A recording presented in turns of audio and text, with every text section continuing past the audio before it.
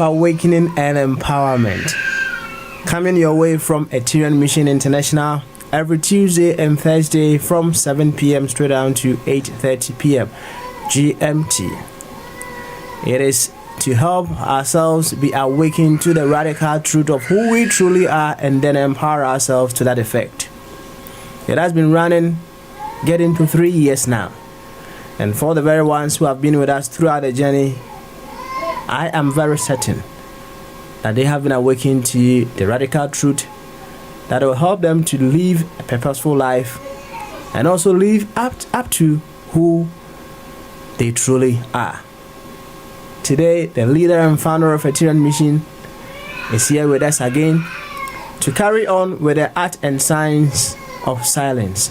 So without much ado, let's welcome Brother Ishmael this very evening as well. Good evening, sir. Good evening. How are we doing? In scintillating peace. That's a new one. Oh. I haven't heard this one before. Can you give us a little description of that? Sometimes people think that peace is the quiet of the graveyard. So peace means I don't want trouble, let me be passive. But peace is really scintillating. Peace is really active, dazzling, exciting.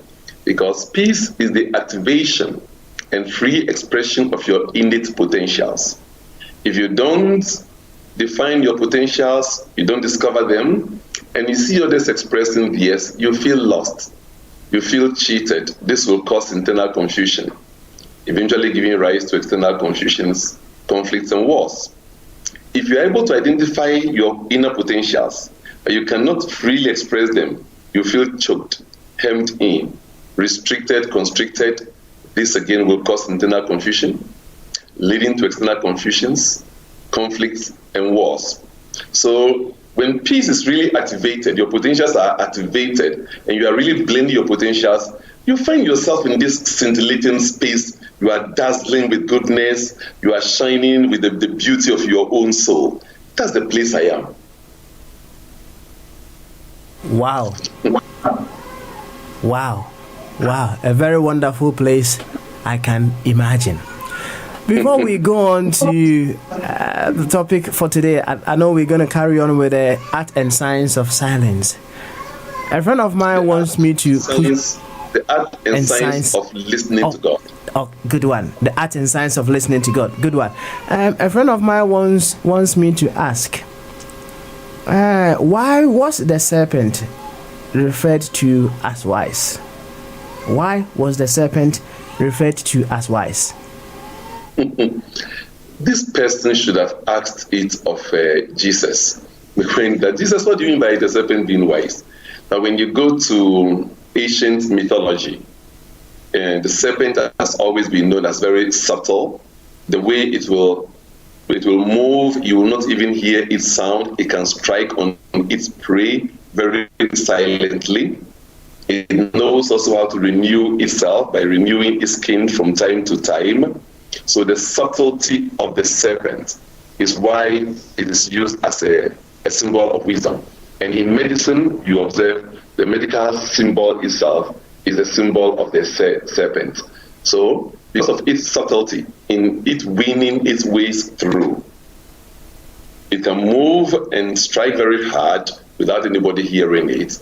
So it's called the wise creature, or the symbol of wisdom. Very simple and very detailed. Yes. Mm-hmm. I hope my friend will understand it now as to why the serpent was referred to as the wise. Well, I'll hand over to you as we go on to the topic for today. Thank you. Thank you so much. The topic for today is the art and science of listening to God. But I promised my viewers, especially those on Facebook, a demonstration. And I trust I can do the demonstration even though we are in quite confined room. So if my engineer will lift up the camera, I've got somebody here. A simple demonstration that you can repeat yourself. Because even though we teach a topic like the art and science of listening to God, many of the questions would also be around the devil, binding your enemy, the kingdom of God has been taken by violence, and the violent people are attacking it. And people feel that if violent people are attacking the kingdom, they must also be violent. Jesus didn't say we should go and attack violently. And some have also heard our teaching that we have to practice Jesus by loving the enemy, not hating the enemy, blessing those who curses, because blessing is the release of a positive energy to a negative energy. You see, no one can quench fire with fire. You have to use water. We see all these in nature. So Jesus has taught us simply that it is not wise to hate an enemy. He made it very clear that if you love those who love you, then what benefits have you? Yet, even pastors will pause and say, but Jesus didn't mean it literally that you have to love the enemy. I've heard it myself from pastors. So I want you to know what happens to your spirit when you are in the negative frequency of even binding your enemy. I've told you that whatever you bind in darkness, remains with you in the darkness. If you use anger, hate, and fear to destroy your enemy, when even the enemy is destroyed, you have only succeeded in becoming a bigger force of anger, hate, and fear. So you have become the worst devil, the worst evil. Do evil spirits exist? Yes, because thieves exist and you are a spirit. So whenever you lie, you are an evil spirit. And of course, like I taught some time ago, spirits of like nature can congregate and they can cause harm. So lying spirits can form a family, an energy field of lying, and they can confuse you. Fear spirits, anger spirits can also congregate and then destroy. You know what happened in 2003? The Allied forces, led by America, attacked Iraq. The Iraqis also have got guns. They've got bombs and whatnot. Yet, America has more. And the Allied forces have more. So they were able to trash down the Iraqis, also caught their president and even have him killed, and so on. But did they succeed in winning any war? Well, that created ISIS. And we all saw how dirty it was for them to get hold of fellow human beings and slaughter them like sheep before the cameras.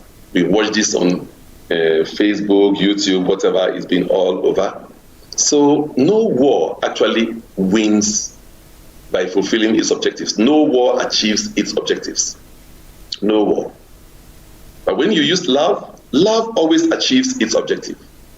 And people tend to think that love is something weak. They believe that when we talk about love, we are referring to that sentimental, romantic love they have for their friends and so on. But when we talk about love, we mean something rather deep. Love is not just a romantic sentiment you have for one another, for your lovers. No. Love is the spiritual practice of seeing the good and the divine in yourself and in yourself. Love is the spiritual practice of seeing the good and the divine in yourself and in all of life. I believe we now get it. So to see the good in you is to see the God in you. So love is a practice of noticing the wonderment that God is as you.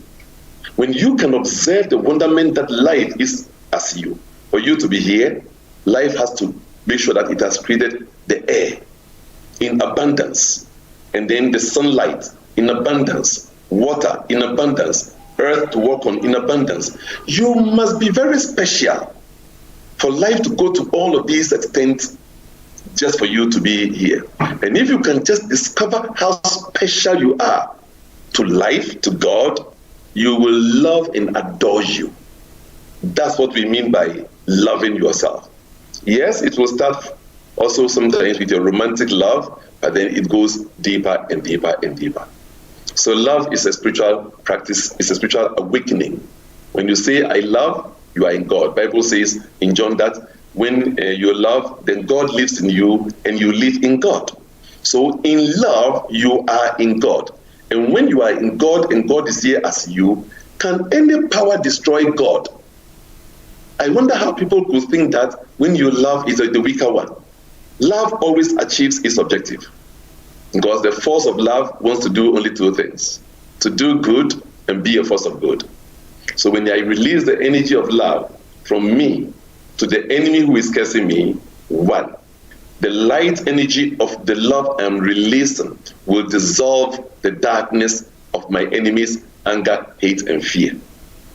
Two, the love I'm showering over the enemy will make him also transform and become a loving person, and may even become a fertilizer. And what I mean, we become an ally to support the good I want to do in life.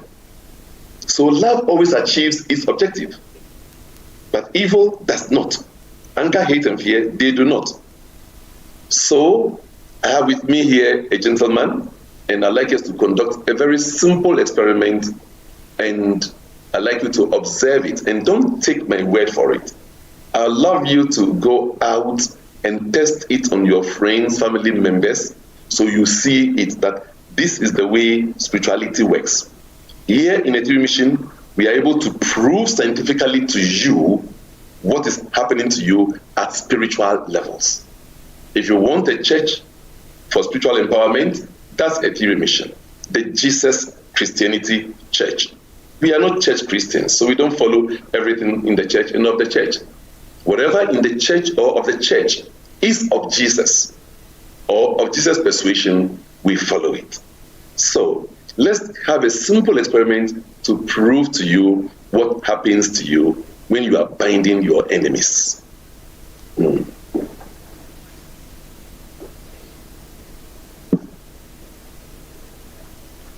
So you may need to lift up the camera, yes, to see.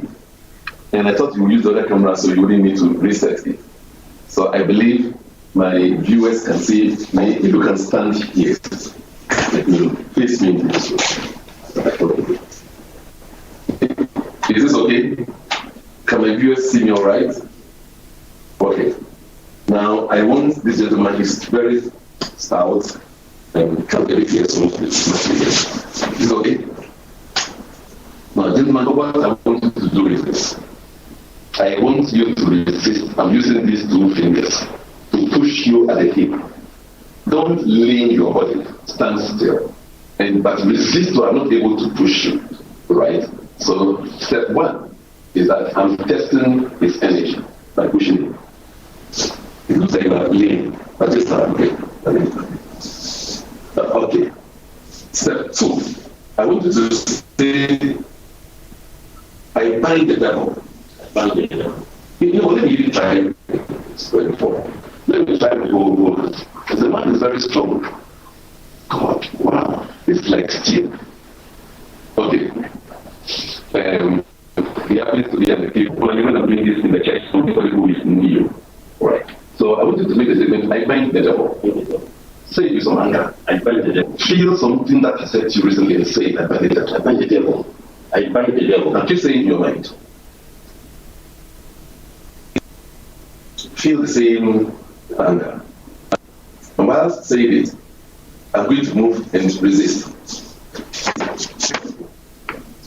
Okay. The man can no more resist. You want to try again? Okay. Say, I bind the devil. With some anger. I bind the devil. Now keep saying it in your mind. And now resist. Resist. Do we get it? That is step two. Now let's go to step three. I want you to say, I love God. I love God. Now say it again. I love God. I love God. Say it again. I love God. Now keep saying it now in your life. Feel love, like you've loved your wife, your daughter, somebody, and feel 1,000 times love, energy for God. And while you say, I love God. And while saying it, I want to put the same two fingers and resist. Challenge to use the whole hand. God,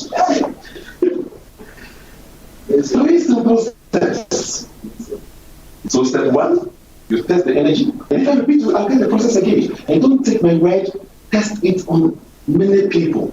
So you prove it. So, he, by just saying, I bind the devil, his spiritual energy is weakened. He has weakened his own spiritual energy. He has now entered into the demonic vibration. By saying, I love God, he has raised his spiritual energy. He's now vibrating at angelic vibrations. And at angelic vibrations, no power can break him. So I could not break him any longer. So step one is to test the person's energy. Possibly with just 2 fingers. Step 2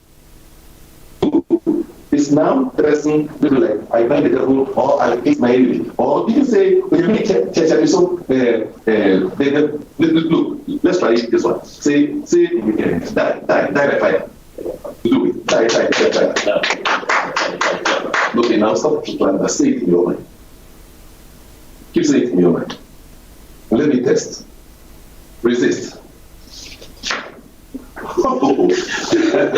The weakest ever. This is spiritual. You see, we are spiritual beings. We are spiritual beings, or we are spirits in human experience. So anything you are saying, you are thinking, you are feeling, is affecting you at the mental level, emotional level, and physical level. So if this gentleman would live his life with, I love God, if congregations will meet and just practice center of love like we do in the Presbyterian mission. And loving God. We love God. We love you, God. We love you. You see, you'll be raising your vibration to angelic frequencies.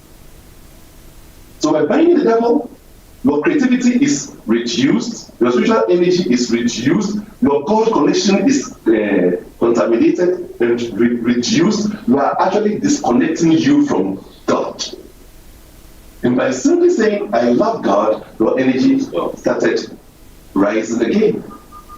And don't take my word, go out and practice it for yourself. 3 simple steps. Thank you so much for coming. And in fact, it has been more challenging because it's an Ethereum. Normally, Ethereums, they have so much energy already. So even then, I was able to break them. Those who are not Ethereums, you break them much easier. Ethereums have got some stability already. You cannot break an Ethereum. No power in heaven or on earth can touch an Ethereum. Wow, you can only bless an Ethereum. No, every curse you send to an Ethereum becomes like weeds that you have sent to the Ethereum. The weeds will digest in the energy field of love and become manure for the growth of the spiritual, social, psychological, and physical life of the Ethereum. Not even of carelessness. Because you are simply reducing you to become fertilizers for our various areas of life. So we can continue, and you get your answer. Thank you so much.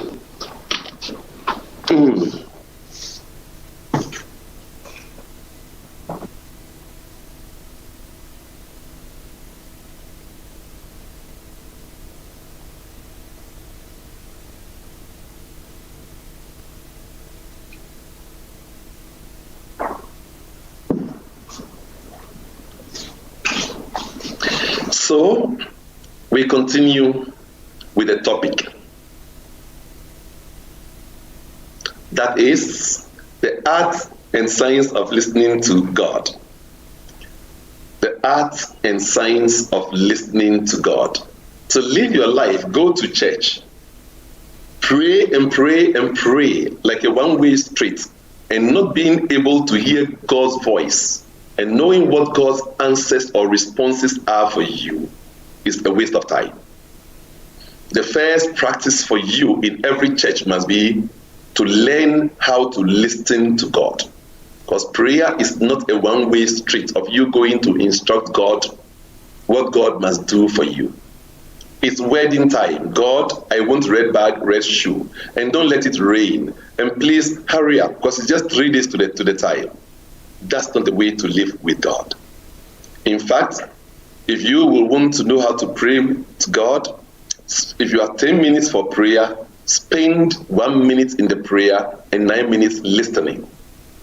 If you have 1 hour for prayer, spend 5 minutes for the prayer itself and then 55 minutes listening. True prayer is not what you say to God. It is what you hear from God in the silence. So I'm inviting you to this master study on the art and science of listening to God. And today I'd like to share one of the spiritual tools in the Ethereum mission that we discovered from the Bible. It is so simple, it works amazingly.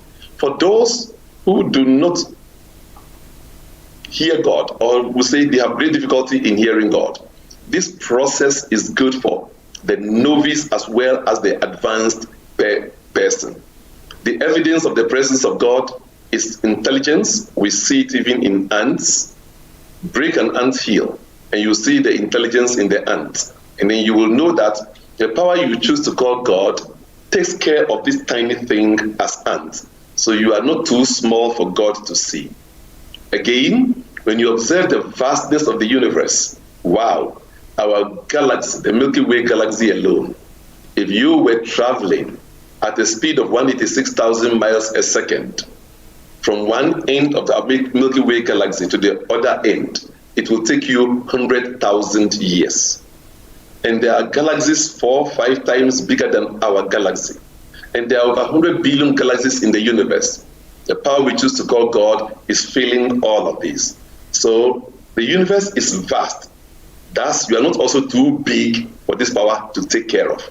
It takes care of the ants. It takes care of the huge starry systems and galaxies and of the entire universe. So naturally, you are not too small, you are not too big for it to take care of.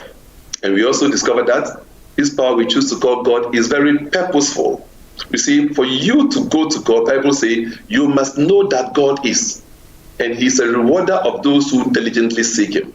To know that God is means you must know the nature of God as creative, love, and intelligence. And don't only know it theoretically, know it with evidence. So what is your evidence that God is intelligence? And I've given you one example as the ants, because the ants will know that there's food on your table. Did they smell it? Did somebody tell them? But somehow they know.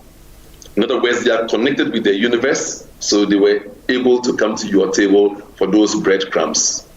During the tsunami, some of the stories that came to us was that the sheep and the cattle earlier on started running to hilly grounds. And the shepherds, who happened to be wise, followed their sheep for their strange behavior. And then soon the tsunami struck. What made them to know that there was going to be danger and they must move away from the land, from the lowlands? Don't let us go even that far. In the Arctics, whenever there's going to be severe winter, the sheep develop more fur. And that tells you that something in them without meteorological equipment could sense that there's going to be severe winter. And then they protect themselves naturally with this power we choose to call God. So again, we are able to find love and intelligence here at work. And we are all part of this cosmic whole. And we can communicate with this cosmic whole that we choose to call God for precise directions. So it's not just good to go to your altar and pray for God to just obey your instructions. If it is something that will work for God, it must be that you are hearing God's voice back and not just going to give directions to this creative, love, intelligent power we choose to call God. How can we hope to instruct God to do? Through identification with the outer forms of life, we have become partially disconnected because we become more sense-driven instead of being spirit-driven. And this is why this topic is important that we learn. One thing that is very important for churches or for any spiritual organization is the practice of spiritual disciplines. We heard nothing of Jesus for 18 years. That's from age 12 to age 30. What was he doing? Obviously, he was practicing. Though we didn't hear much of him or nothing of him, the book of Luke 2:52 tells us that he was increasing in wisdom, in stature, and in favor with God and man. Meaning he was going through some learning, some practices. And at least when he started his ministry at age 30, he started it with 40 days fasting. 40 days fasting, he couldn't have done that if he wasn't rehearsing or practicing that. So that alone was a demonstration of what he was practicing. He was practicing to have wisdom. The Bible says he was increasing in wisdom and stature, meaning he was taking care of his physical body very well. And then in favor with God and man, meaning he was purifying and strengthening his God connection and his connections with humanity as well. So this process we are going through is a very simple process. It is good for the advanced disciple and also for the novice who wants to hear the voice of God. It's a simple process of you listening to God through signs. And I'm going to take you through the process using two interesting stories in the Bible. The first is the story of Abraham. The story of Abraham. Abraham's son, that's Isaac, was of age and needs to marry. And Abraham sent his servants to go to a particular land and look for a good wife for his son Isaac. Woe unto you in those days, if your master had sent you and you returned without good report. And you know, Abraham was very powerful. He was a very great warrior, very rich, very wealthy. He was a super billionaire of his time. So they went to the land where they had been sent, that is Nahor in Mesopotamia, going to look for a wife for Abraham's son Isaac. They got there. Question: in what way do we find a good woman? Because it is not written on any face of anybody that this is a good man or a good woman. So they got there and then they applied what we call the prayer oracle technology. And that's just what we are learning, the prayer oracle technology. And in this, let me read to you exactly what happened in Genesis 24, verses 12 to 24. Right. And scripture says, resting by the river, he prayed to God and demanded that God speak clearly to him through the oracle of signs. And this is how it happened. And let's listen to the prayer. O Lord God of my master Abraham, please give me success this day and show kindness to my master Abraham. Behold, I stand here by the well of water. The daughters of the men of the city are coming out to draw water. Now let it be that the young woman to whom I say, please let down your pitcher that I may drink. And she says, listen. And she says, drink, and I will also give your camels to drink.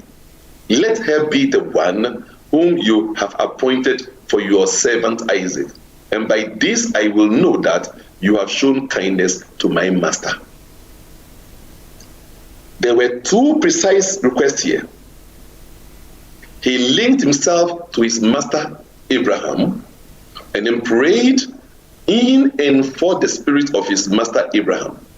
And he made two requests. The women will come and draw water. And if I ask, please give me water. And then the woman say, okay, here is water to drink. I will also draw water for your camel. Now, he will ask, give me water. He was not going to say, give me and my camel water. He will simply say, give me water. And then the person must of her own wisdom say, here is water, and also let me dip my pitcher in and bring water for your camel also. That is the sign. So there were two signs, and they were not ordinary. Maybe many women came to the river. Maybe he asked many women. Maybe a few gave him water to drink. But only one woman came and offered, in addition to, I give you water to drink, I want to give your camels to without you asking me. What a wonderful way. So without you asking me, I'm going to give to you with understanding. You see, it is good to give to people, but it's better to give to people. It is good to give to people because they've asked you, and better to even give to them when they've not asked you through your understanding. So through understanding, you can just give to people. So in this case, it means they were looking for a woman who can have understanding of Isaac's needs. A woman who will be willing to support and serve Isaac, and two, a woman who is connected to herself and we will be able to know even what Isaac's needs will be before even Isaac would open his lips. And they got that. So he gave God a clear sign by which they will know that this is God's voice. The required signs are very clear. The one will give water without hesitation, and then two will offer the camels too, and that is the sign. So many women came, but only one woman fulfilled this exact task. And they put all the wealth of jewelry on her, went with her, and married her for Isaac. And you can apply this same process in your life. And I'll be taking you through the steps. And before I do that, let's have another Bible story that confirms this spiritual technology.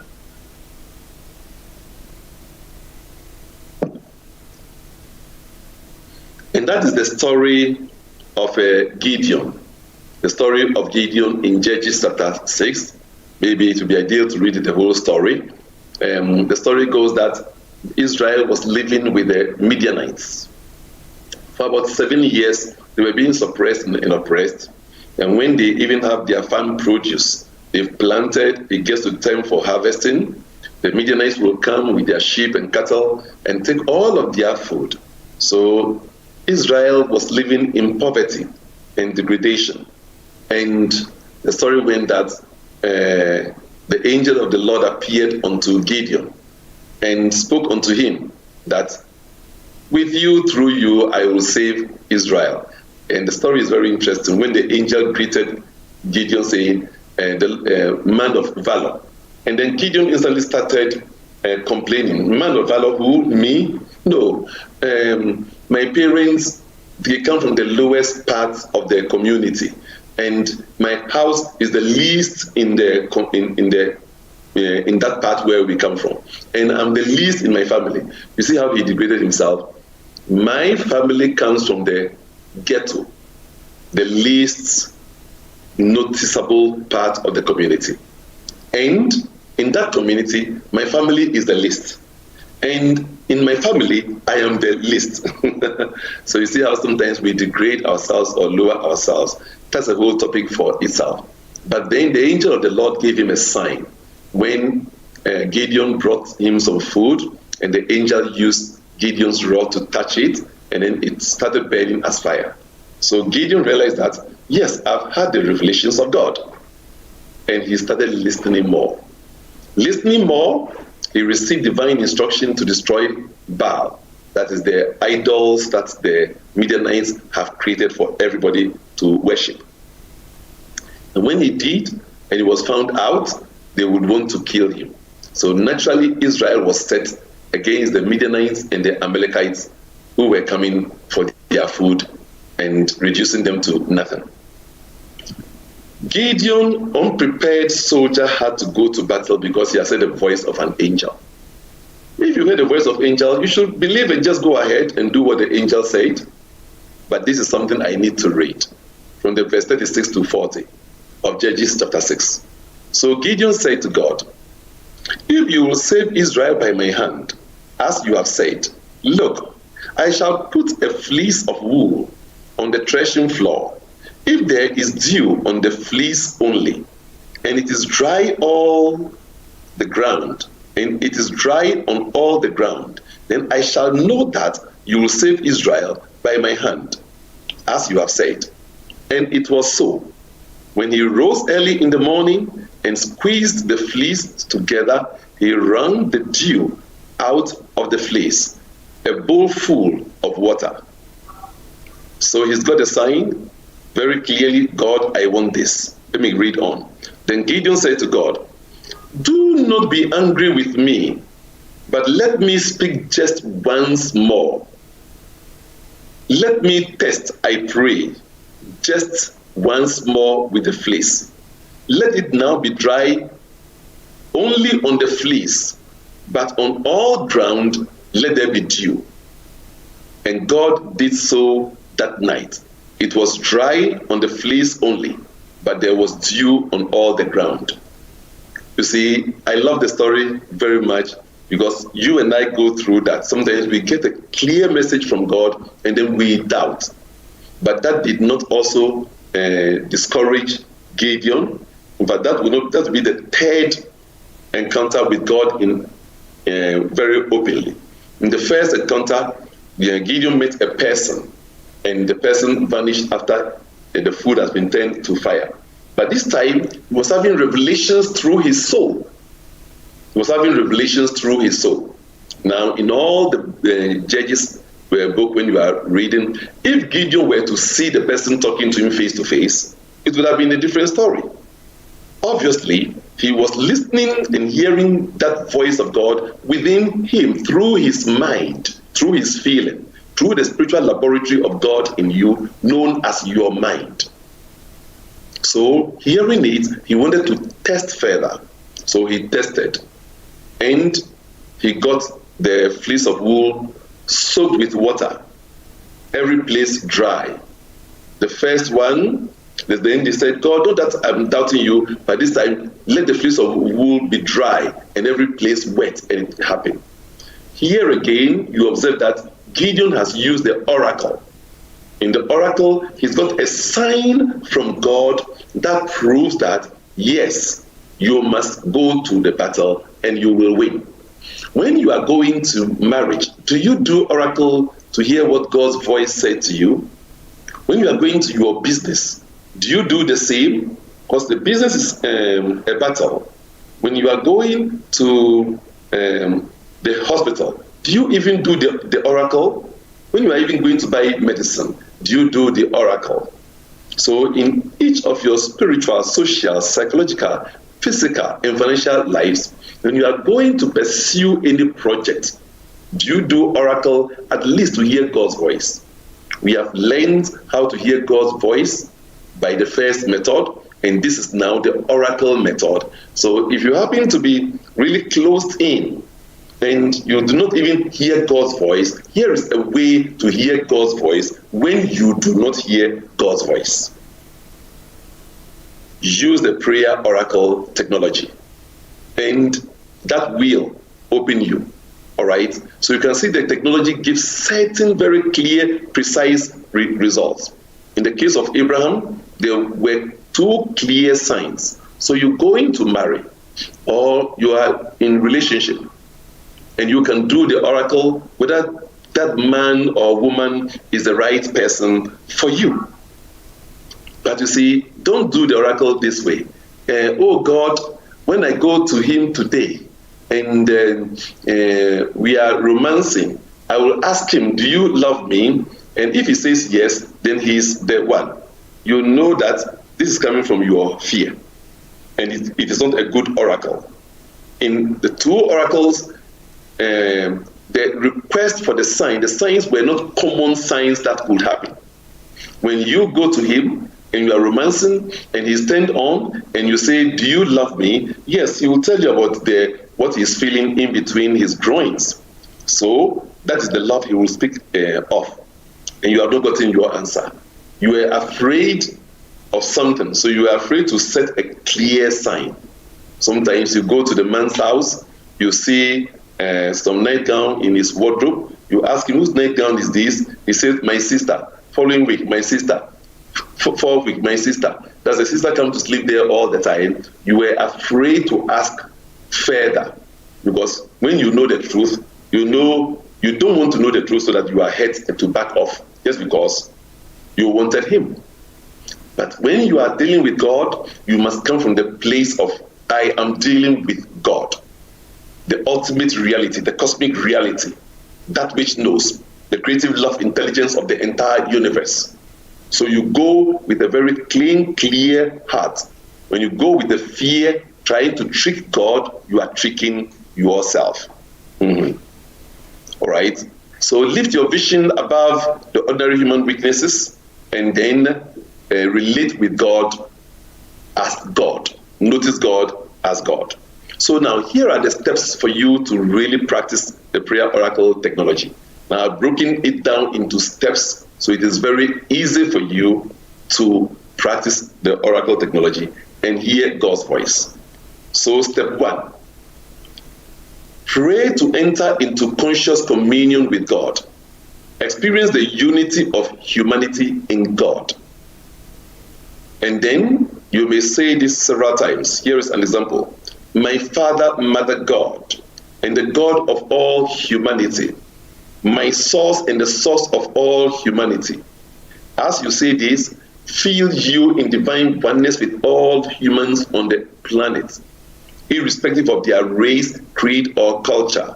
Because when you do the oracle with God, God can answer you through anyone. And if you disrespect God, you are disconnecting you from the answer channel. You are destroying your radio antenna, and its connectivity to the frequency of God in future may be impaired. So be in oneness with humanity. Start that way. When Abraham prayed, when Abraham's servants prayed, they don't pray knowing who will come. They were united with all the women in the community who will come to fetch water, that they will get their sign from one of them. So they were united. And that's just what you have to do. And then step 2, rise to great joy that comes with the knowledge that the Spirit of God has incarnated as your brother to attend to your needs. Be in the state of wherever answer comes, wherever it comes from, is God incarnating as this person to answer my prayer. So begin to love that brother, that sister, before you even see that brother or that sister.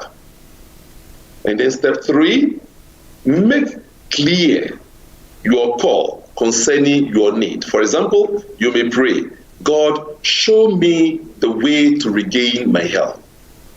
God, show me the way to regain my health. That is what you are praying for. That's what you need. That is the request. And then, step 4, establish in addition to this, the answer point, and then bless the answer point. That is the channel through whom God will communicate to you. Remember, you've already blessed that person, though you don't know the person. So your prayer can go something like this. Oh Lord, my God, when I meet the third person, you can say the third person male, or the third person female, or just the third person. So, oh Lord, my God, when I meet the third person today, I shall put forth my inquiry thus, brother or sister, show me the way to recover from jaundice. So you make it very clear. So this what now you ask, it is now the covenant between you and God that this is the question, this is the way I will put it to that brother or that sister. So be very, very clear and very, very precise. When I ask God, oh God, bless through that channel the certain answer to my need. That's just what you are saying. Bless through that person the certain answer to my need. And you bless this person with the wisdom and the holiness and understanding of the completion of your concern. You further bless even the mind of the person, though you don't know him. Bless the feeling and the body of the person as the vessel. So the third person I meet, this is the very vessel of God. His mind is the mind that is clear from all human weaknesses. In the moment of meeting with this person is God connected, vibrating and exuding in the God presence. His feelings are very much the very feelings of the Christ. And he or she is exuding with divine love. And I meet God through this person. So you see, you have consecrated this person, though you don't know the person. Then step 5, you say the third person, and I use only third person. You can say the fourth person, you can say the fifth person, or the 1,000th person, provided you can count.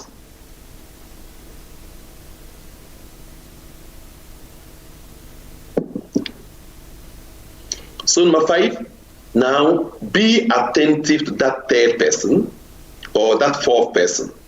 That person may be your junior brother, your sister, your teacher, even your child, even a baby. That person may be the person who quarreled with you yesterday. And whether it was the person who quarreled with you yesterday or not, when you meet with the person, you are to greet the person. Number 6, greet the divinity in that brother or sister, and then put the question to the person. That person may be a Christian, a Muslim, a Hindu, a Buddhist. And if even the person happens to be a baby, put the question to the baby and just wait for the answer. And that is number 7. Listen to God, both within you and without. Because sometimes, as the person engages you in the conversation to answer you, some answers start flashing through you, and you get that feeling, you get that awakening. Oh, yes. So sometimes the answer will come right from you. Maybe you put the question, the person says, what? Is someone suffering from jaundice? Are you suffering from jaundice? By the time the person will be asking this, something had already sparked itself in you with the answer. Or the person may give you the answer directly. So you have to listen to the flashes of intuition, of insights that you receive from that third person. And that takes us to number 8. Number 8 states that respect the oracle point in spite of appearance. What happens if that person happens to be a child? Respect it. The person happens to be a madman or woman by the roadside, respect him, respect her. You have greeted the divine in that person. Go ahead and put the question. So apply all the stages in the same manner, and then ask that man, woman, that child, or whatever. All right? What if even that person happened to be a criminal who returned from prison yesterday? You have to apply the same process. God indwells everyone in spite of our appearances. God chose Moses the murderer to deliver his people Israel. God chose Jesus to come from the woman with whom David committed adultery. And I can go on giving you the list. That God chose Saul, who was on the way to go and kill Christians, for him to get his God experience on his way to Damascus. And he got his God experience and became an instrument that was teaching of Jesus. So do not judge whoever you meet with. Whether the person was the person you quarreled with yesterday does not matter. Make peace and ask the complete question. It is for this reason that Jesus will teach you in the book of Matthew 5, verses 23 to 24, that if you go to the altar to pray and offer your offertory, and you remember that your brother has something against you, not that you have something against him or her. If you remember that your brother or sister has something against you, go and make peace. Leave the offering at the altar. Don't take it. In case you don't come back, God will use it to promote the good work. But you must leave the offering at the altar, go and make peace, and then come back. And when you are living such a life of oneness, then the whole universe is the voice of God. Everybody is the voice of God, the oracle voice of God, to minister to your need. Each person you meet in life is an oracle through which God speaks unto you. The book of Titus 1:15 says, unto the pure all things are pure. See the purity of God in everyone. God is pure. Therefore, God only sees its pure self in everyone. For God to know evil, evil must first dwell in the mind of God. So God does not know evil. So Habakkuk 1:13 tells you that God, your eyes are too pure to behold iniquity. God's eyes are too pure to behold iniquity. What is essential is for you to uplift your vision, to see yourself and to see everybody as God sees them. See yourself as God sees you, and see others as God sees them. See in your brother the divine presence of God. Any negativity or judgment you have about that person must fall off. Live that life, and everybody on the planet is God's voice to you. Scripture has told you that. Don't you know that you are the temple of the living God, and that the Spirit of God dwells in you? Please come to this awareness that that which lives and moves in me is Spirit of the living Father, Mother God. Indwelling you is the full power presence of God, and the same indwelling presence indwells everybody else. This is the world God has made. Some have to be short, some have to be tall, some have to be lying, some have to be truthful. In the blend of all these, you can still hear the voice of God.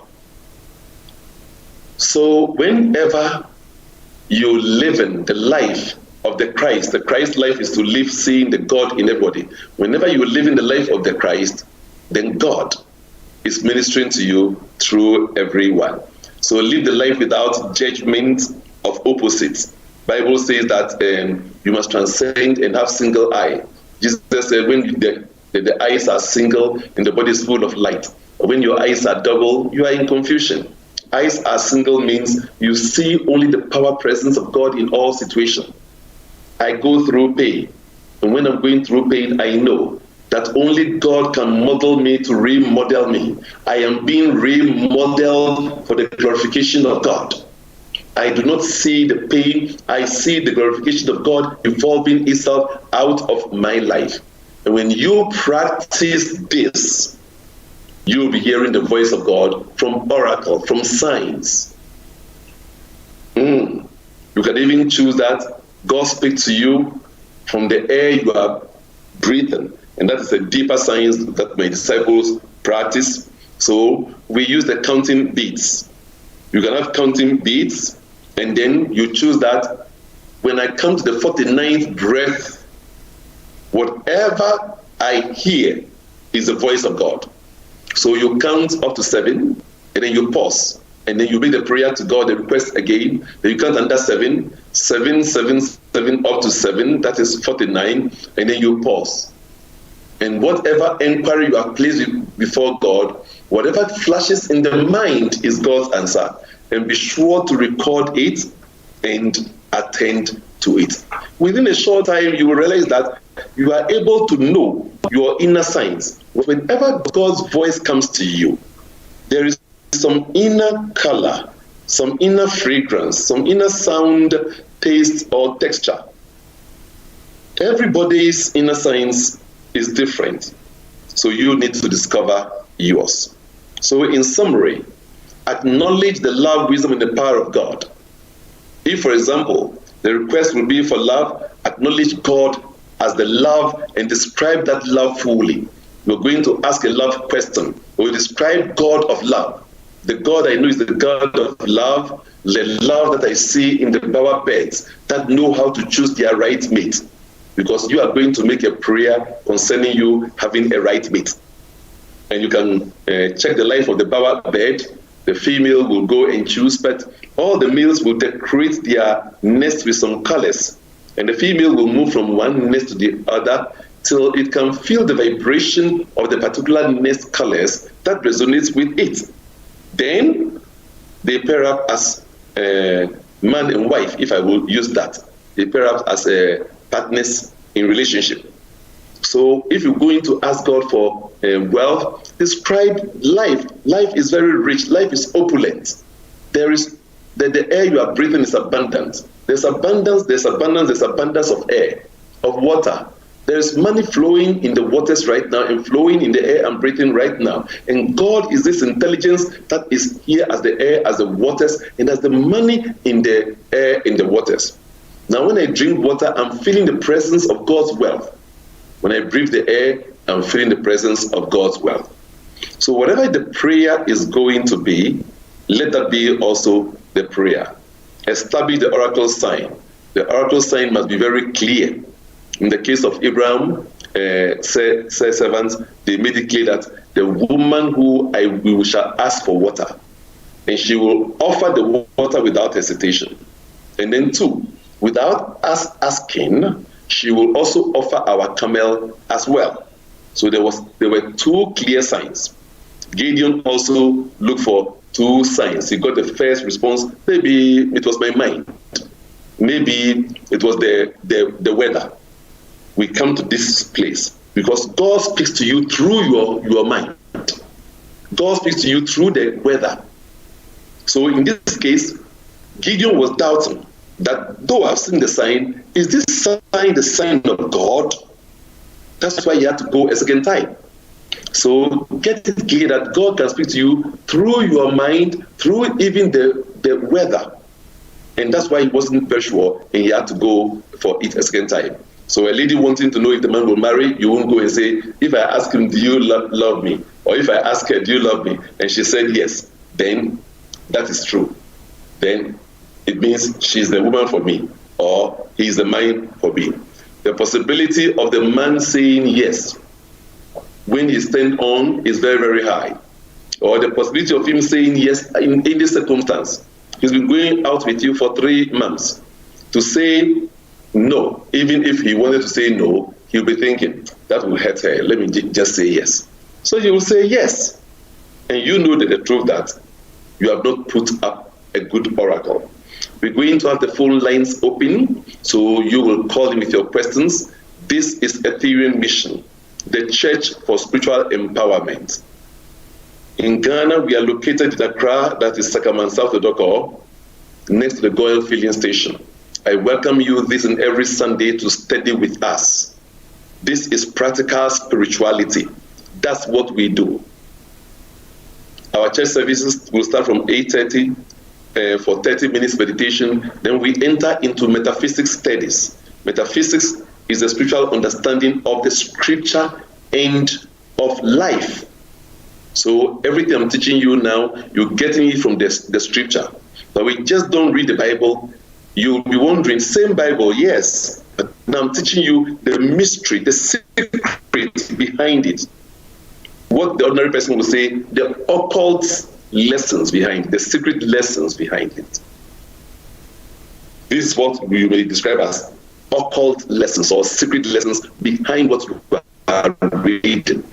It's so simple with God or hear. So even if you're an advanced disciple, there are times you feel clouded and your thoughts and your mind is very crowded. God always speaks to you through your mind. Get that clear. And you do not have the inner edge to even listen. You can use the prayer oracle technology. I have a book by name, Prayer Technology Secrets of the Ages, and I've shared this technology in full in that book. Prayer Technology Secrets of the Ages. That book is for ministers, for those who want to have deep spiritual practice. That's one of my books. So I encourage you to join us this and every Sunday. In Ghana, we are located in Sakaman, next to the Goyle filling station. And you may call these phone numbers, which are also our mobile money numbers. That's if you want to donate to us to support our work. The Word of God is free. Bringing it to you costs air conditioning in this room so I can minister with you. It costs light, it costs cameramen, and so many things. So you may donate to support us and also donate to support our 24 radio, because if they don't make it possible, they're not charging us for being on their radio station to reach to you. But they need the resources to survive, so they will always carry this message for you. In Ghana, you can contact us on these phone numbers. That's 0264 177 633. That's 0264 177 633. And 0548 177 633. That's 0548 177 633. And in UK, we have a branch in Mitcham. That's 58 Gorringe Park Avenue, Mitcham, Surrey. And the postcode CR42DG. That's 5858 Goringe Park Avenue, Mitcham, Surrey. And the postcode CR42DG.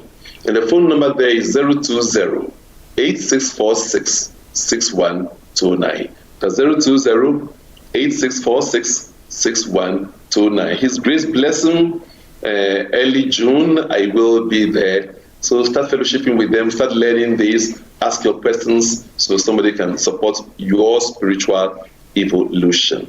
Thank you so much for listening, and the phone lines will be opened for your questions, your contributions, so we will all grow together. Thank you very much, Brother Ishmael. And as he said, the phone lines are now opened for your questions and your contributions for all of us to be able to grow together. So if you are within the United Kingdom, 0208-144-8180. Outside of the United Kingdom, do not forget a country code 0044-208-144-8180. For the very ones in the United States and Canada, 315-636-4063. 315-636-4063. The Skype Aquantufour Radio, all together Aquantufour Radio. And the WhatsApp line, which has been the most popular of all time, 00447440745244. 00447440745244. Your questions and your contributions, so we can all grow together. I like the way he puts it, so that we can all grow together. That is to say, even at his level of consciousness, he still wants to grow more. Very, very interesting. Then some of us must grow quicker if he still wants to grow more. So now you have the opportunity to contribute to each other's growth. Pick up the phone, send a question, a contribution, as he said, so we can all grow together. Brother Ishmael, right here, I know you've given some practical tools so that we'll be able to use to listen to the voice of God. Now, is there a tendency that we might be hearing certain things and presume it's from God but not from God? Yes. Is there a tendency that you will hear something from God, and it will not be the voice of God? The answer is certainly so, because there are many voices in your mind right now, and not many people have learned how to direct their thoughts. You see, you cannot silence the voices in your mind. Every thought in your mind is a voice. So there are many thoughts crying in your mind.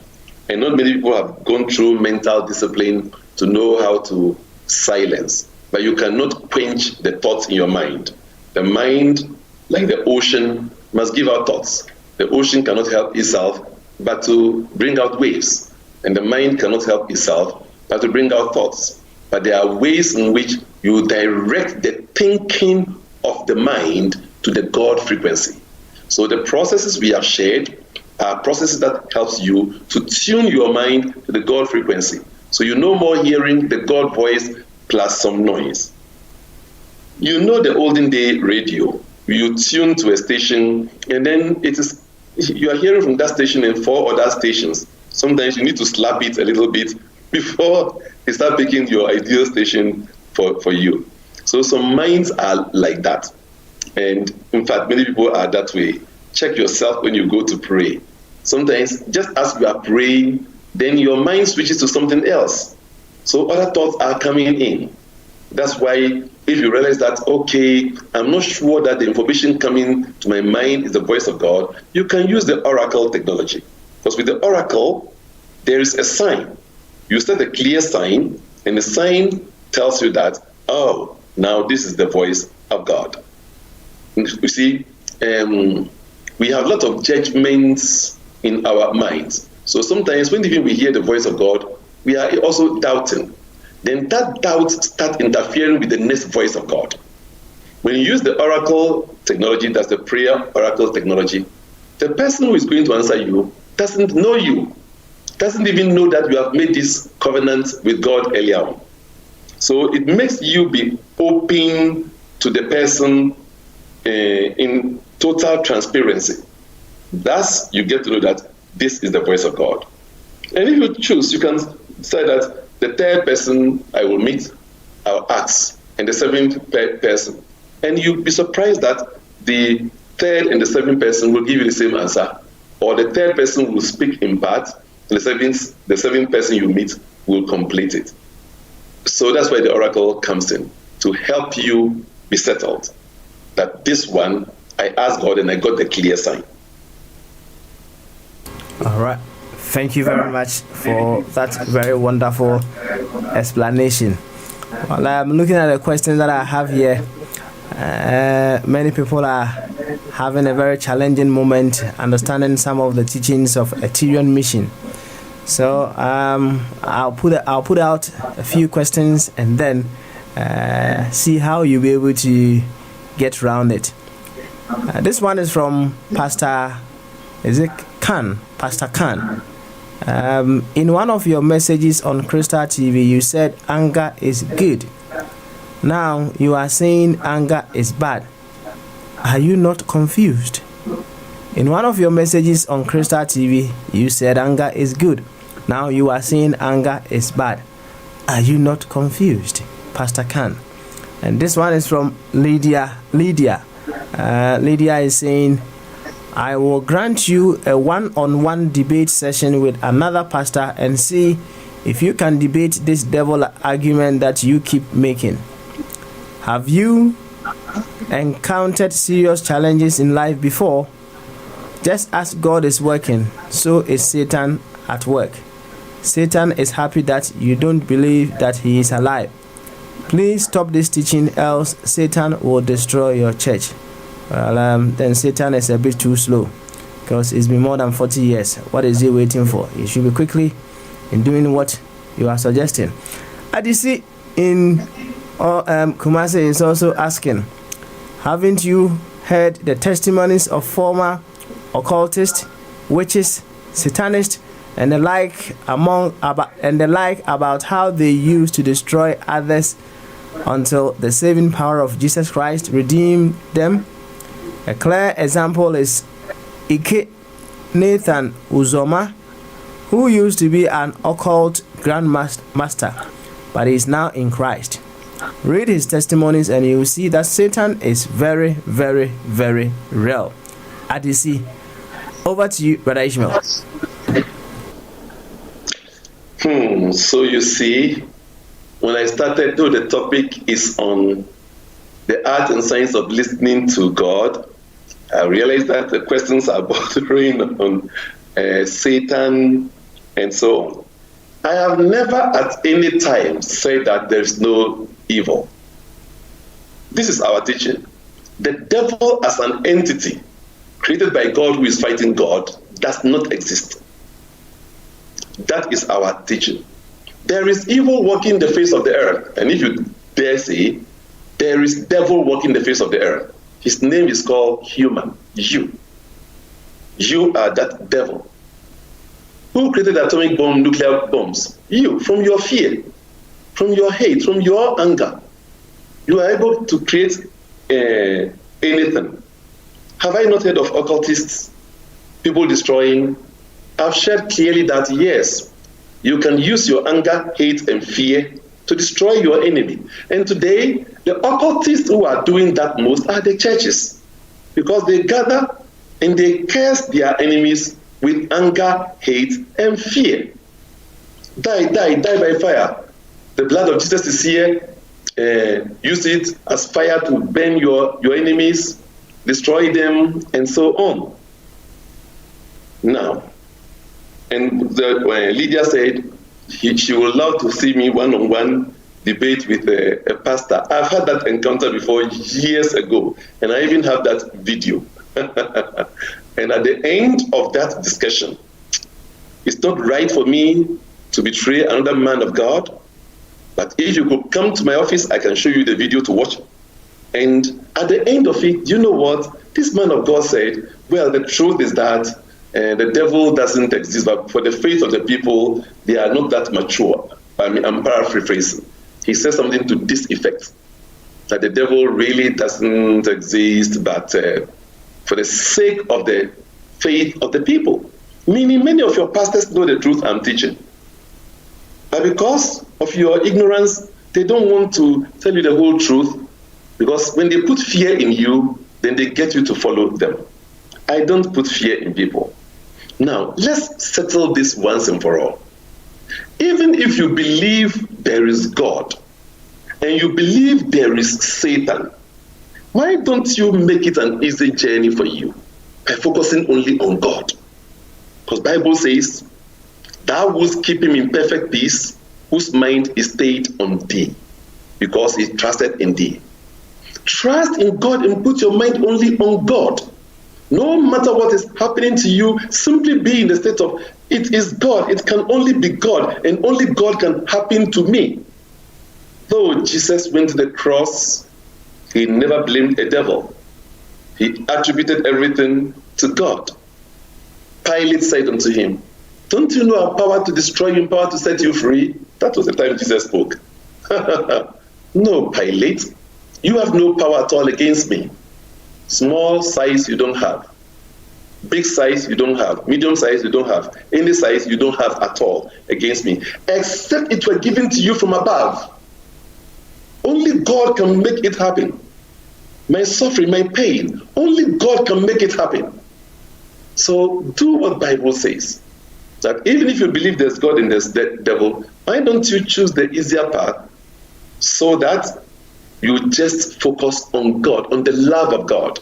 Because what you focus on is what you become. Maybe also Lydia and Adisi, you were not watching me on Facebook, because I gave a demonstration from beginning to prove to you scientifically what happens to you when you go to your churches, binding your devils. You are weakening your own energy. You are turning yourself into a demon. Because that's, if you use the same instrument the demons use, then you are a demon. You are a demon ally. That's what the churches are becoming. That's why our nation is not progressing. Because nations that are progressing do not waste time going to bind their enemies. They don't leave fault finding and blame pushing. Nations that are making it are trusting the God in them, whether they call it God in them or what. They are trusting their intellect, their intuition. Intuition means the inner tuition. So let's follow it. All right. So Lydia, yes, I've had one encounter. And if you believe the devil will destroy my church, well, this year will be 43 years. All right. So we've traveled quite a long way. This will be 47 years. So we traveled such a long way already, and the devil has not succeeded. And we have loved the devil, we have blessed it, and because we send out light energy always, the devil doesn't want to touch adherence. Lydia, the one soul the devil, if it exists, will not touch is the Ethereum.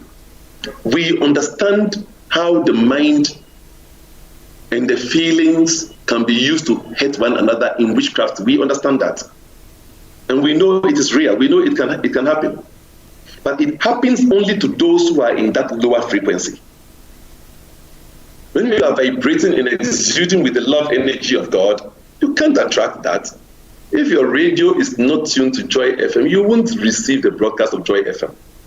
If your radio is tuned to radio witchcraft, you're going to receive broadcast of witchcraft. Yes? Come to the mission. We know what we are talking about. Witches are the lowest of evil energies on the planet. They are the lowest.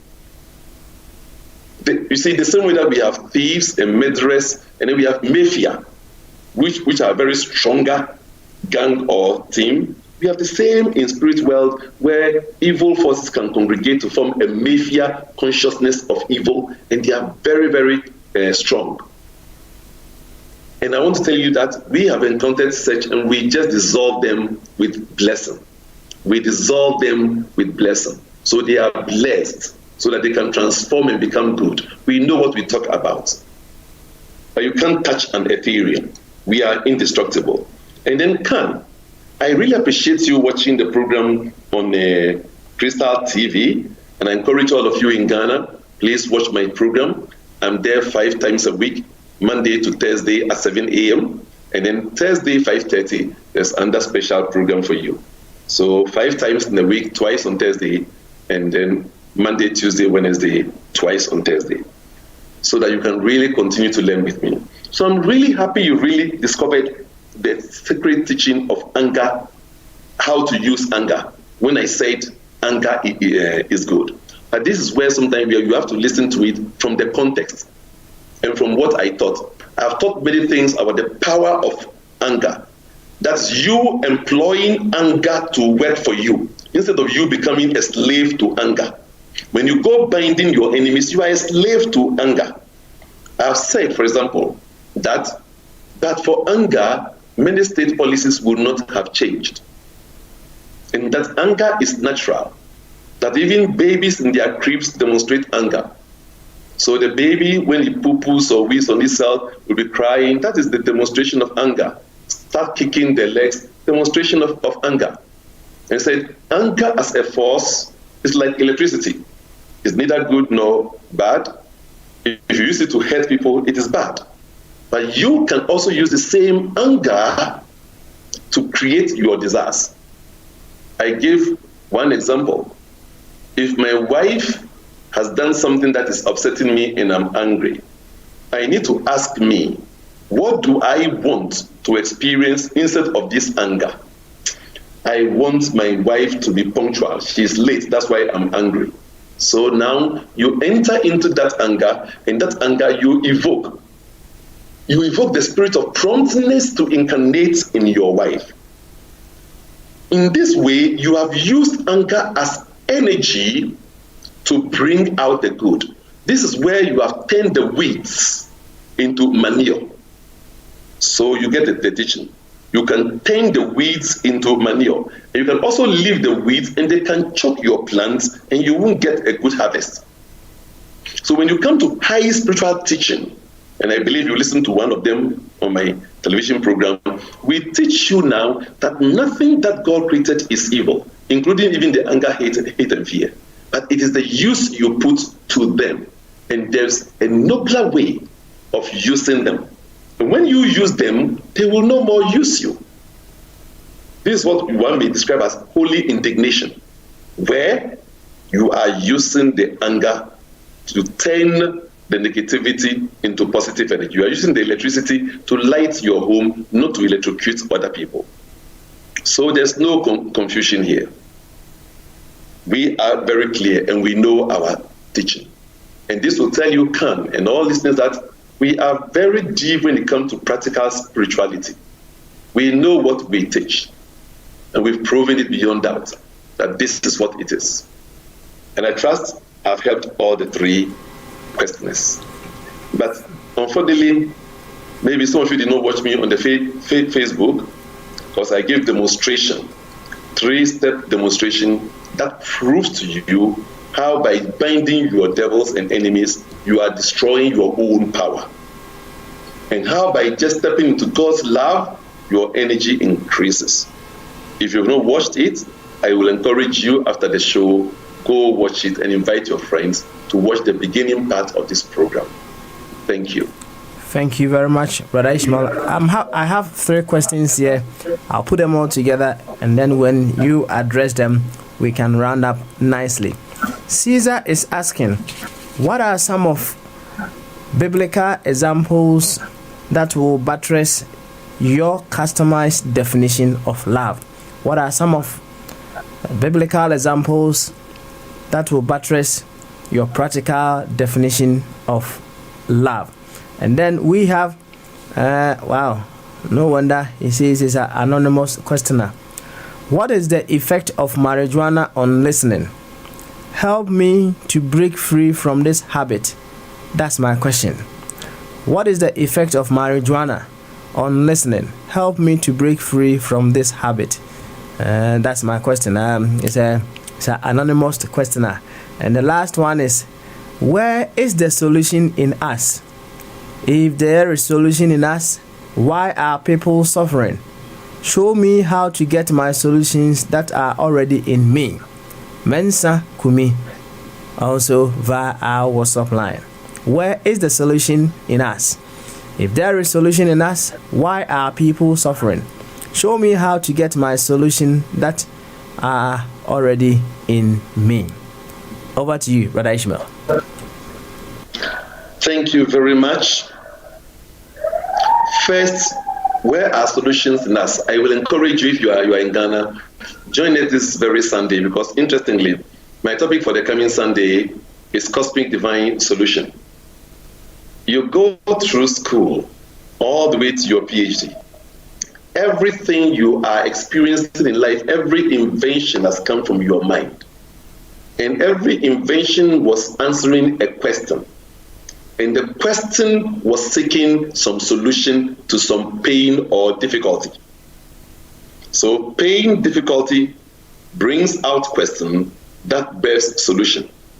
All through life, you've never been taught exactly how to even ask the right questions for you to have the right solutions.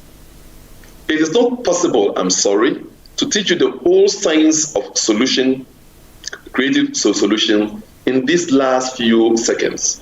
But let me give you even a taste that when you want some solutions and you start with the question, how can I solve this? You will be entabulated. In other words, you'll be in turbulence, you'll be in more confusion. How can I solve this? This is so, how can I? The how questions confuse the mind. The how questions confuse the mind. There are ways of even asking. When you come to the mission, this is why we call ourselves Church for Spiritual Empowerment. We know even how to speak to their mind. When you say how has got the energy of difficulty, you don't know where to turn, whether to turn left or to turn right. But you ask what we call what question. In what way may I solve this? What solution could there be to this? The moment you ask that, the mind by the question is now stimulated to know that there are answers. So when you say, how may I solve this? You won't get answer. In what way may I solve this? You start beginning to get answers. Because it means there are ways. So if you don't know these simple things, and you go into church, you're wasting your time in your churches. So we keep praying. We pray much more in Ghana than Britain. We pray much more in Ghana than Malaysia. We all had independence the same year, but they are progressing. And we are sinking. We are sinking with our prayers because they are thinking while we are praying. They are using their minds because through the mind, God speaks to you, whilst we are just busily binding our enemies and sinking. So you need the whole teaching. But from what I've told you, will tell you that there's a whole teaching you need to learn. And if you want to go further, you will now go from what question to a who question. Welcome to Ethereum Mission, the Church for Spiritual Empowerment. We know what we talk. And I believe I will end here. If you want to know more, join us this Sunday, because that's the exact topic I'm going to treat, interestingly, so you can learn. And then my beloved who says you are in some marijuana, and what effect, let me tell you, there are many drugs you can use to alter your mind and begin to experience high spiritual states. Unfortunately, however, all of these drugs also destroy your brains, your brain cells. And they alter the way the brain's connectivity through the synapses work. So in the early days of using marijuana, narcotics, and so on, you are likely to have transcendental experiences. I mean, experiences that are beyond the human experiences. You are likely to speak some deep wisdom that people may even marvel. But within a short time, now you'll be incoherent with yourself. But the brain waves are now destroyed. Their psychic or soul pathways are now choked. And you can no more now speak. So you speak some wisdom choked with some stupidity, and then you get halted. This is why it does not pay to use mind or brain altering substances, such as marijuana, narcotics, and so on. But I want to tell you, yes, in the beginning it can appear to be sweet because you get some transcendental experiences. There are meditation techniques that we could offer you so that it could replace the feelings you're looking for. If you were living in Accra, I'll say come to the clinic, but there's a whole process we take you through. Because if you have, for example, become addicted, just telling you do this and that may not work. What we do with the addicted people is that take them through a program of detoxification. Nothing is more stressful than withdrawal symptoms. When you start having the techie experiences, no, it's painful. So we have a program to detoxify you.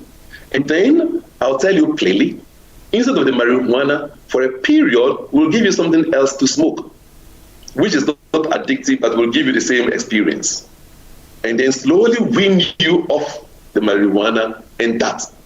And when we've won you off and then detoxified your body, we now, step 3, will take you into your mind to look for what led you into it in the first place. To remove that so that there's no possibility of you returning to that experience you were seeking. So you see, there's a whole comprehensive program when you come to Ethereum Mission. My clinics are run every Wednesdays and Saturdays. And when the need arises, we give you special appointments. And then Caesar. Our definition of love is seeing the good and the divine in yourself and in all of life. And you are asking whether there is something in the Bible that substantiates or supports this. Many. And we are in the season of the Christ journey of love. I don't know whether I'm going to treat the Christ journey of love this year or this time, because I've treated it for 2 years in succession, and you can download that from the website. That's ethereumlife.com/UK radio. So this year, maybe I will just carry on with the programs I'm having for us to grow. But let me give some few. Do you recall that Dorcas was brought to Jesus? And if you want to know Jesus, mind Jesus, you have to really transport yourself to 2,000 years ago. He stood against 3,000 to 5,000 years of belief system. The woman was caught red-handed in the act. They needed a rabbi to pronounce her guilty so they could stone her to death. What was Jesus' vision? Did Jesus see her guilty? No. He could see the divine in her. The Christ vision, Jesus could only see the divine in the woman. And using the laws of the Jews, he saved her by saying, "He among you without sin, let him be the one to cast the first stone." Because in Jewish law, you cannot say you are divine. To say you are without sin means you are claiming you are divine, and you must be stoned to death according to their law. So one after the other, they dropped their stones and left. What was Jesus' response? "Neither do I condemn you. Go and sin no more." "Neither do I condemn you" means I see in you the holiness and the goodness and the divine nature of God. The potential of divine goodness is within you. Go and no more yield to your human senses and these persuasions. You are capable of expressing your God power, your God righteousness. That was the Christ vision. That was seeing the good and the divine in the adulterous woman. Let me give you just one more. Do you recall Peter, upon whom Jesus said he was going to found his church? Do you recall when Jesus informed them that soon he will be arrested and killed? You recall what Peter said? "Master, no one dare touch you." Possibly as a fisherman, he may believe in the strong muscles. He said, "No one dare touch you. I will defend you." What was Jesus' response? Get thee behind me, Satan. You are an offense to the Spirit, for you serveth not the things of the Spirit, but of the flesh. Listen carefully. I'm going to give you the exposition here. Jesus was recognizing that Peter, every human being, when you are in trouble, you want your friends to support you, to defend you. But Jesus was in the spiritual consciousness. There is no me to defend. There is only the righteousness of God in everyone. Even those coming to arrest me, persecute me, there is only the righteousness and the divine presence of God in them. There is no me and they. There is only one of me here and us all. So Jesus could see the righteousness of life of those even coming to arrest him and persecute him and kill him. He didn't mean Peter's name was Satan. When you say the Satan is following you, were you meaning Peter, upon whom Jesus built his church? But Jesus called Peter Satan, meaning the suggestion, the idea, the thinking, the mind coming from Peter was of the flesh. The human consciousness sees me versus you. Spiritual consciousness sees the oneness, the bonding, the love. Even to the extent that in Gethsemane, when they came to arrest him, Peter chose to fulfill his promise by taking up his prepared sword to defend his master. You don't defend master that way by cutting people's ears. Probably it was a fisherman, not a swordsman. He missed the head. At least he got the ear. If Jesus had encouraged him, the rest of the disciples would have joined him to fight, to defend their master. But Jesus shamed him. Put away the sword into its place, for whoever takes the sword shall perish with the sword. Jesus had the ear of the man who was there to arrest him and kill him. The man Jesus healed was there to have Jesus arrested and killed. It was like you have met with an armed robber on the highway, and before he would kill you, you saw him wounded. So you took your first aid bag to heal the wound, bandage his wound before he rapes you, kills you, and robs you. That's what Jesus did. It's not easy to do. He could see the righteousness of God in the man who was there to kill him. He could love him in spite of his consciousness of coming to arrest him and kill him. The man there was there hating Jesus. Jesus was loving him. Because he was seeing the good and the divine in that man. Even in the man coming to have him arrested, to be killed. Caesar, we are in that season for us to recover that love that was in Christ Jesus. Jesus, the master of love. And I trust I've helped each one of you. Good one. Brother Ishmael, before you round up nicely, Kwaku Beduado is popped in a very interesting question. Still on the listening issue. And he's asking, have you listened to the voice of God on the issue of Americans having a military base in Ghana?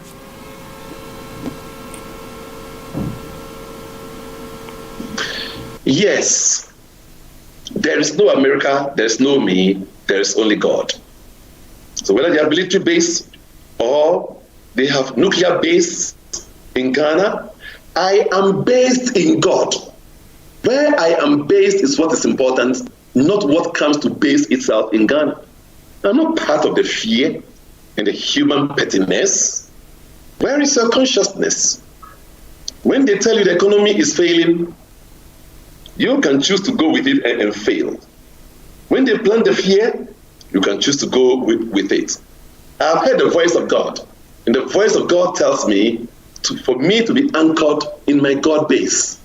So I am anchored more in God's base.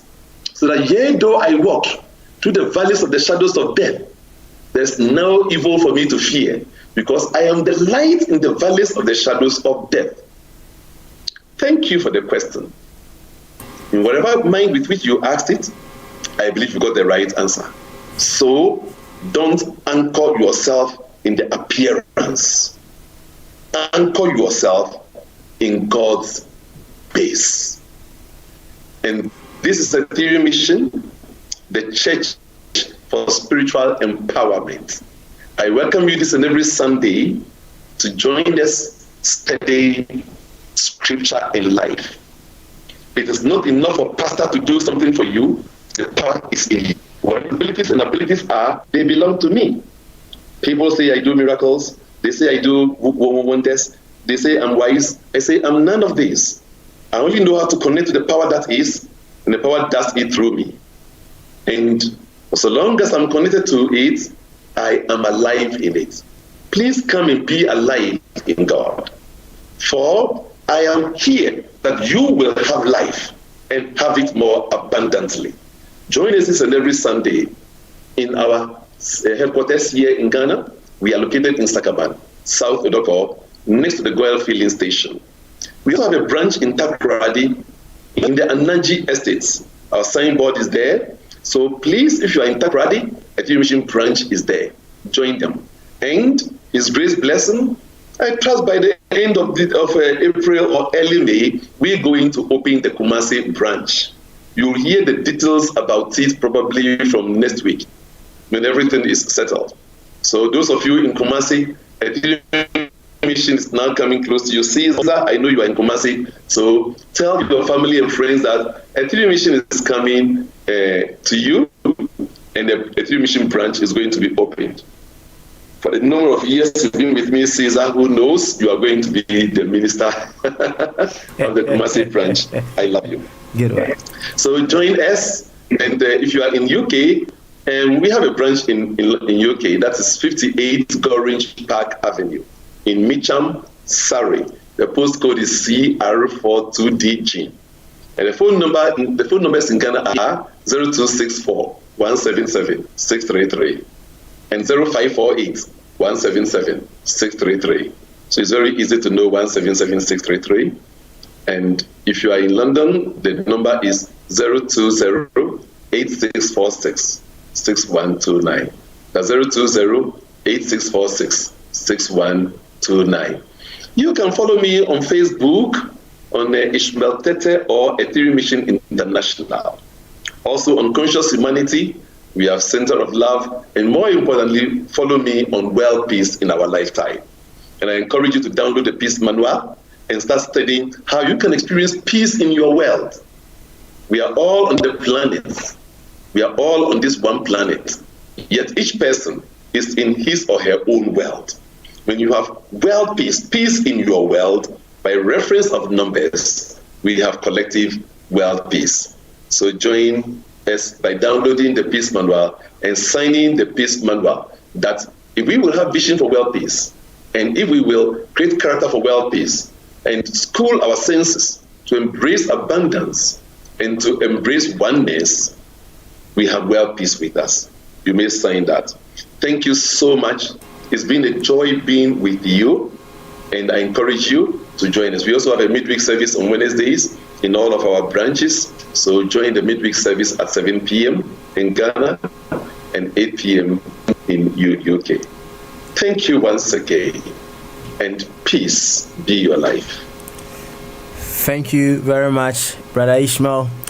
And the last question that Kwaku Beduado asked, I have some very wonderful interest in that question as well. Many people are also not operating from the fear perspective, but as you rightfully told us, that fear is to warn us of danger. Many people are also just being cautious of the things that could possibly come our way if such a base should also come in our country. I don't know if you'll be able to also help us understand why it is okay for a country to give out all the many benefits that they will be getting, not just from the base, but the very things that they will be doing in our country and what have you. Is this something that you think we should be cautious of, or just that we are anchored? The line is breaking, so I'll request you to Phrase the question short so I can get it. Okay, all right. Well, just to make it brief, many people are not just basing their argument on the fear factor, but even if they were basing on the fear factor, some possibly may be going by your definition of fear as being something that is warning us of danger ahead. So can some people just also take precautionary steps as to the things that could possibly happen, not just with the base, but the many things that come with the presence of the Americans in our country, as to they having access to, they have access to many places. We cannot get into their base. A lot of conditions that comes with it. Should that also be a concern, not just the fear factor, but should those things that come along with their presence in our country be a concern for a sovereign country? Yes, it could be a concern. It should be concern from informed material. Right now, it looks like there's pieces of material about, and everybody is following the material without pausing to ask, what is the truth? What is the reality? You see, fear is a restriction you put on yourself. So if the fear is putting restrictions on yourself, then it's becoming dangerous. But if the fear is motivating you to take the right action to bring about solution, then it is directly fear of God. And so, but right now, you find people are now just trapped in the fear. And there's so much prophecies and promotions about how we could be attacked, terrorists are happening in Ivory Coast, it's happening in Burkina Faso, Boko Haram is nearby. It's making us focus on the negativities. So when we are gripped in that way, we can no more think. So if me grip in fear, and it will stop my thinking, I will want to be still and know that I am God, and allow me to think that what are the real issues and what possible solutions can there be, so that when I speak, I will speak from the place of solution instead of just promoting and propagating more fear. Because the moment we are trapped in the fear, we can no more think. Ghana is not the only place where Americans are having bases. And in any case, Americans have been here all along anyway, maybe unknown to the majority. And now it's going to Parliament for it to be debated whether it is the way to go or not. And that's how we are now hearing about it.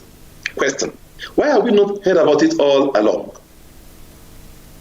If they've been here all along, why have we kept silent? In what ways have they been here? I heard some people speaking and saying now they are given the permission to walk on our streets armed and in their uniform. I've been to America. I've been to near naval bases in France. They don't walk even in the streets of guns. The soldiers don't. So why should they do that when they are here and not fighting us? So there are many things, and the standard school of thought say they being here is to avoid some danger, or they being here is to train our military. I will want to be informed and then listen to my spirit and transcend my spirit to the cosmic spirit to know what is the solution. So before I speak, I would want to first enter into the silence and know, and know, and know. But right now, what I want to tell Ghanaians is that find your base in God. Because when you are God-based, you start receiving God answers as to what next. It's possible that they being here now is wrong, but they being here tomorrow will be good. It's possible that they being here now is good, and tomorrow will be right, or now is wrong, and now is wrong, tomorrow right, or now right and tomorrow wrong, whichever. Right? So let us be more open-minded and listen than filling ourselves with more fear. We have enough fears already. The churches have not made it worse. They've dosed us with a lot of fears already. we shouldn't add this one. I trust this helps you where I'm coming from. Thank you very much, Brother Ishmael, for that explanation as well. I know Fred Enim is also having similar concerns on this very issue, and he listening to you may possibly put his mind to rest as well. Thanks once again, and then I hope we come again on Tuesday, right? His grace makes it possible. I will be here on Tuesday. Thank you very much, and His grace makes it excellent. Thank you once again, and have a very wonderful evening as well. Bye bye. Bye bye. My soul says yes, says yes, say yes. My soul says yes, says yes to your will. Come on, do you know it? Just sing it with me. My soul says yes, says yes, says yes. My soul says yes, says yes to you. Where you lead me, I will follow. When you call me, I will answer. Oh my Lord, please teach me how to know your ways. Can I take it again? Where you lead me, I will follow. When you call me, I will answer. Oh my Lord, please teach me to know your way. Whatever it takes, whenever you want, what moment you choose, whatever you plan. Oh my Lord, let your will be done in me. So be my guide and be my light. Be my way, be my will. Oh my Lord, please lay up. Let me take it again. So be my light and be my guide. Be my way, be my way. Oh my Lord.